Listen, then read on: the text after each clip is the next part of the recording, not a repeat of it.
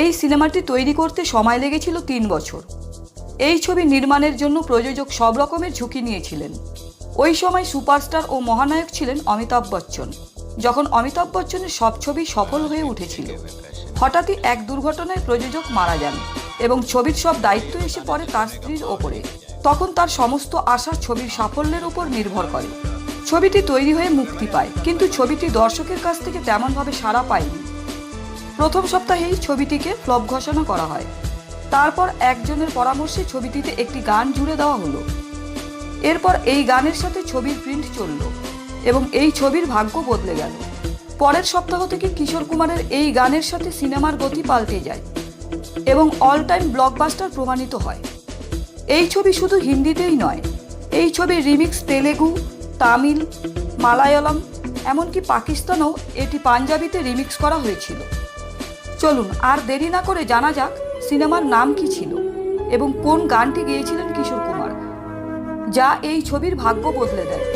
আর কিভাবে এই ছবিতে কিশোরদার গাওয়া গান যোগ করা হলো, সবই আজকের ভিডিওতে জানবো, তাই সঙ্গে থাকুন শেষ পর্যন্ত। 1978-এ মুক্তি পায় ডন, আর গানটি ছিল খাইকে পান বেনারসওয়ালা। ও খাইকে পান বেনারসওয়ালা। এবার পুরো বিষয়টি জানবো। সাল 1975-এর শুরুতে নারিমান ইরানি ডন শুরু করেন।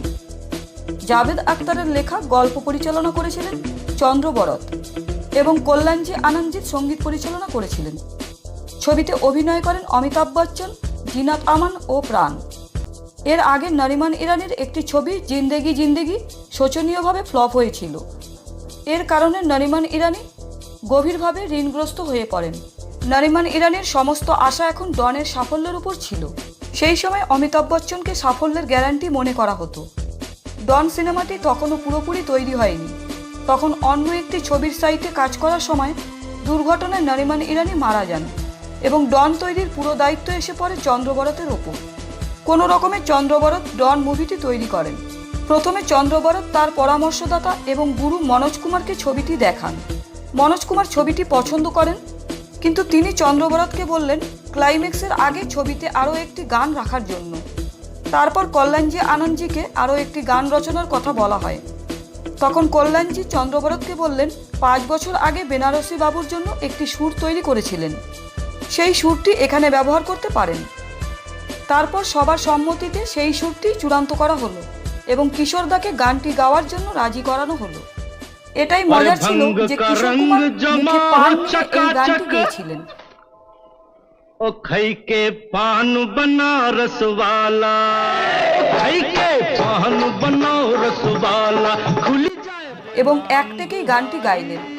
কিশোর কুমার স্টুডিওতে এসে আগেই বলেছিলেন যে আমি এই গানটি একবারই গাইব, আর যদি কেউ ভুল করে তো তাকে আমার জায়গায় এসে গাইতে হবে।